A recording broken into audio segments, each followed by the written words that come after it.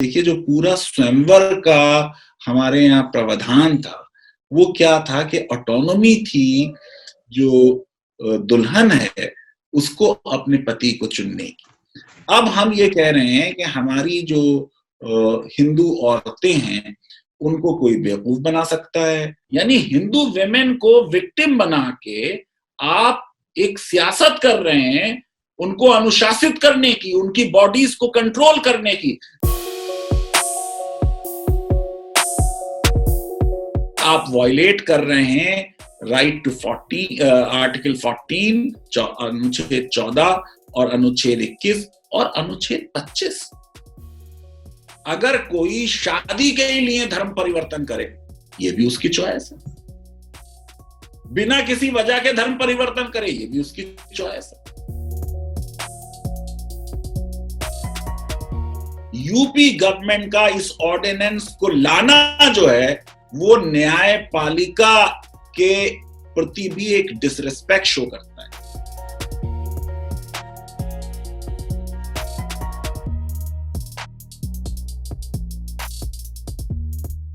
मुझे मतलब अफसोस ये है कि हिंदुत्व की नरेटिव जो हमारी कल्चरल ट्रेडिशन रही है, जो हिंदुइज्म की ट्रेडिशन रही है, उसको भी निगेट करती है। देखिए, जो पूरा स्वयंवर का हमारे यहाँ प्रावधान था, वो क्या था कि ऑटोनॉमी थी जो दुल्हन है, उसको अपने पति को चुनने की। अब हम ये कह रहे हैं कि हमारी जो हिंदू औरतें हैं, उनको कोई बेवकूफ बना सकता है, वो स्टूपिड हैं और उनको कोई इंड्यूस कर सकता है, एल्योर कर सकता है, कोर्स कर सकता है, वो अपने डिसीजन लेने की कैपेबल नहीं है। आप देखिए, हादिया के जजमेंट में आप 21-22 साल की, 23 साल की थी वैसे, वो लड़की से आप डील कर रहे हैं, by the time case supreme court में आया वो 25 साल की हो गई और उसको हाई कोर्ट कह रही है कि साहब वो इतनी मैच्योर नहीं है कि वो अपने डिसीजंस ले ले और ये इतना बड़ा डिसीजन है, इसमें पेरेंट्स की कंसेंट चाहिए। तो मैं ये समझता हूं कि सबसे बड़ी प्रॉब्लम जो है इस लॉ की, वो ये नहीं है कि ये लव जिहाद और एक्स और वाई और जेड और किसी कम्युनिटी को टारगेट कर रहे हैं, बल्कि ये लॉ है हिंदू विमेन की एजेंसी के खिलाफ, ऑटोनॉमी के खिलाफ, सेक्सुअलिटी के खिलाफ, और उनको इसका विरोध सबसे ज्यादा करना चाहिए। देखिए, जो लव जिहाद का लॉ है, आपको बता रहा हूं, जो मुस्लिम क्लर्जी है वो इसका वेलकम करेगी, वो खुश होंगे, क्योंकि वो भी इंटरफेथ मैरिज नहीं चाहते।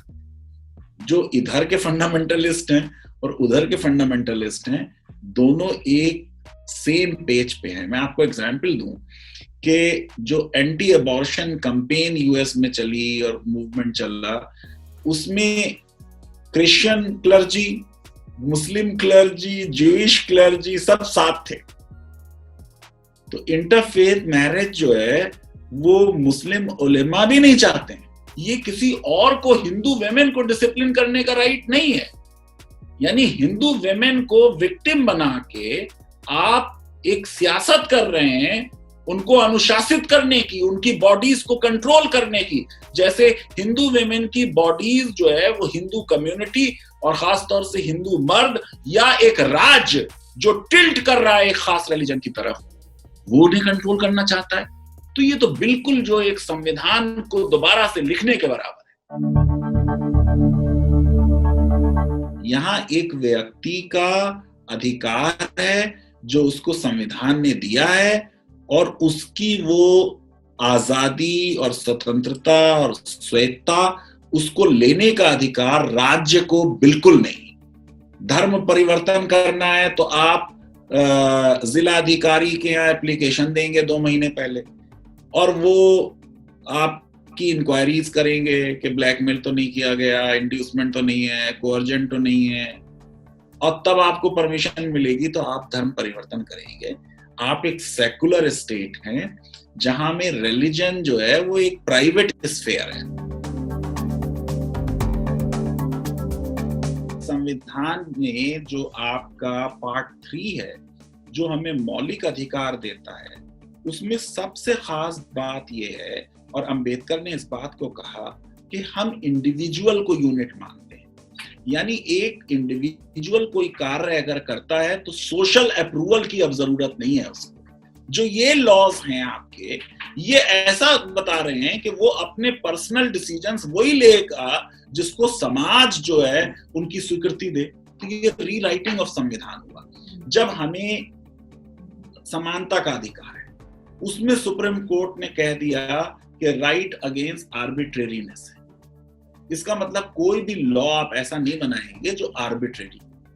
फिर जब हमें अनुच्छेद 21 में जीवन का अधिकार और निजी स्वतंत्रता का अधिकार दिया गया, और उसमें अब सुप्रीम कोर्ट की 9 जज बेंच ने पुट्टुस्वामी में कह दिया कि निजता का अधिकार में आप क्या खाते पीते हैं, किस धर्म को आप मानते हैं, जो आपके पर्सनल डिसीजंस हैं, वो आपका कैसल है, वो आपका डोमेन है।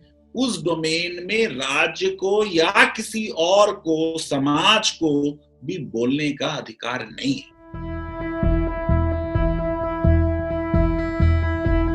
आप सोचिए कि जब आपके हिंदू मैरिज एक्ट में और सारे धर्मों के जो पर्सनल लॉज हैं उसमें ये दिया हुआ है कि अगर किसी दूसरे स्पाउस की कंसेंट, आपने सहमति जो है वो किसी फ्रॉड से, मैनिपुलेशन से, अपनी आइडेंटिटी छुपा के, अपने धर्म को छुपा के ली है, तो वो मैरिज को नलिफाई करा सकता है।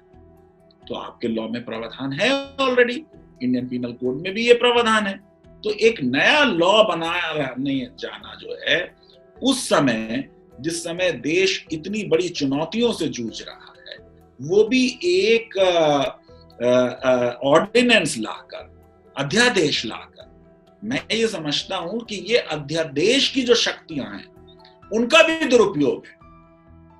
भाई, जब आपकी विधानसभा में 300 से ज्यादा सीटें हैं, तो जब आप विधानसभा का सत्र बुलाएंगे, और अभी विंटर सत्र होने वाला है, शीत सत्र, पास कर लीजिएगा। ये इतना बड़ा मुद्दा नहीं है जिसमें आपको फौरन अगर लॉ नहीं बनाया तो आसमान गिर जाएगा, ऐसा नहीं। तो मैं समझता हूं कि ये मिसयूज है ऑर्डिनेंस मेकिंग पावर का, और ये मिसयूज है आपकी मेजॉरिटी का जो संसद में या विधानसभा में है, और आप वायलेट कर रहे हैं राइट टू 40 आर्टिकल 14, अनुच्छेद 14 और अनुच्छेद 21 और अनुच्छेद 25। अगर कोई शादी के लिए धर्म परिवर्तन करे, ये भी उसकी चॉइस है। बिना किसी वजह के धर्म परिवर्तन करे, ये भी उसकी चॉइस है। दोबारा उस धर्म में वापस आ जाए अपने जो उसने छोड़ा था, ये भी उसकी चॉइस है। सुप्रीम कोर्ट में भी जो उसमें वर्ड्स आए हैं लॉ में, उनकी एनालिसिस नहीं की। वो जजमेंट बिल्कुल फ्लॉड है। उस जजमेंट के बारे में भारत के संविधान के जो सबसे बड़े लेखक हैं, HM सीरवाई, उन्होंने कह दिया कि ये बिल्कुल गलत जजमेंट है, it is productive of great public मिसचिफ, और इसको निरस्त किया जाना चाहिए।